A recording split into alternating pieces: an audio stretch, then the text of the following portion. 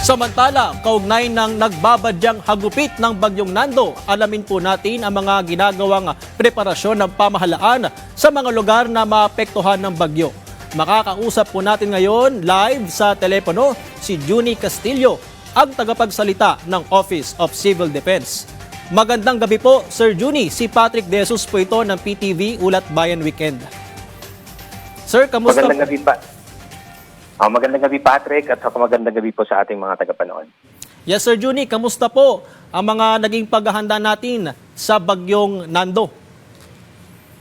Katatapos lang po ng pagpupulong ng ating Interagency Coordinating Cell sa pamumuno ng ating NDRRMC Chairperson, Attorney Gilberto Teodoro Jr.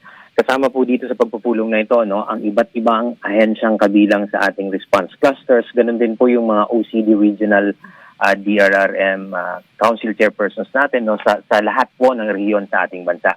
At dahil nga po sa lakas at lawak nitong Bagyong Nando na magpapalakas din po sa habagat, ang buong bansa po actually ang pinaghahanda, hindi lang itong nasa track ng Nando. Kaya naman po naka-red alert na po ang ating mga ahensya ng gobyerno.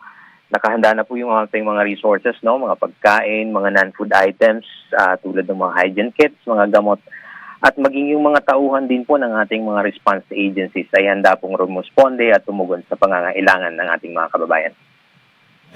Sir Junie, ano-ano po ba ang maaaring epekto nitong bagyo at habagat sa ating bansa?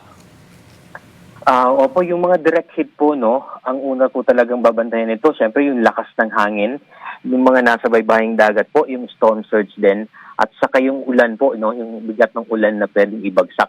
At itong mga ulan na ito, maaari po itong magdulot ng pagbaha, ng pagguho ng lupa.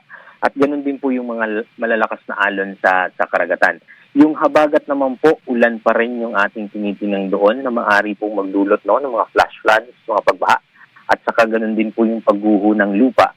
At saka hindi lang po sa habagat, Patrick, meron din tayo mga binabantay mga local thunderstorms.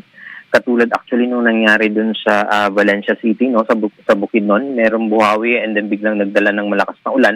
Kaya nagdulot ito ng flash flood, at meron nga tayong mga kababayang nasawi doon.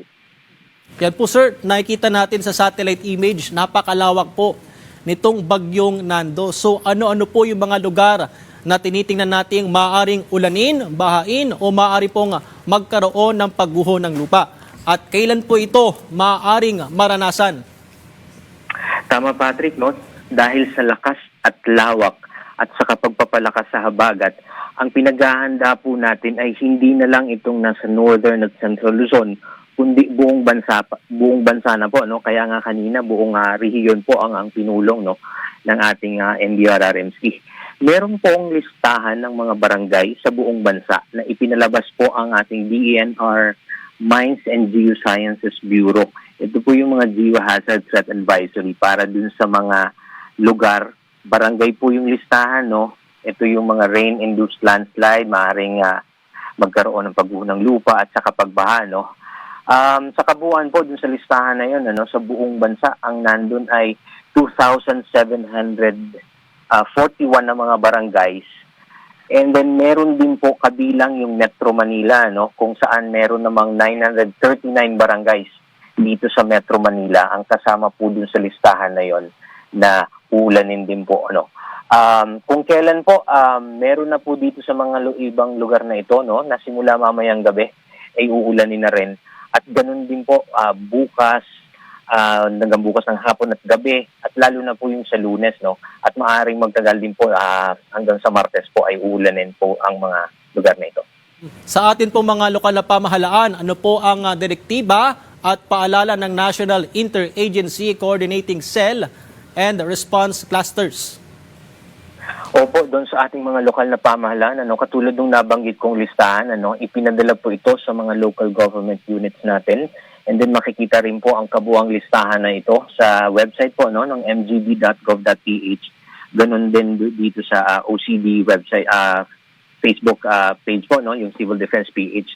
Now, yung atin naman pong kasama din sa Interagency Coordinating Cell, ang DILG, nagpalabas na rin po ng direktiba sa ating mga lokal na pamahalaan. Unang-una po syempre yung sumunod dun sa Operation Listo guidelines, guidebook. And then nagpa-preemptive evacuation na rin po, nagsimula kanina para doon sa mga direktang tatamaan na mga flood-prone at landslide-prone areas, no? Ganun din dun sa mga nasa baybaying dagat. Doon pa rin po sa direktibang ibinaba ng DILG, ipinagbabawal na rin po ang paglalayag para sa maliliit na sasakyang pandagat dito sa mga lugar na ito, lalo na po no, yung ating mga kababayang mangingisda dahil lumalayag po no, yung mga kababayan natin mangingisda, and then doon na sila kadalasan inaabutan na po no, ng mga gale warning, ng mga advisories, at saka nung mga typhoon warning signals, no? Kaya kanina pa lang po nag-abiso na po na wag na pong maglayag. Kasama rin po doon no, yung liquor ban na ibinaba po ng DILG na direktiba sa ating mga LGUs, no, para at least kumbaga alerto yung ating mga kababayan pagdating sa kaligtasan. Mensahe po ninyo sa publiko, lalo na po doon sa mga residente nga po na kailangan pong mag-evacuate. Opo, sa ating mga kababayan, pinag-iingat po natin sila, no?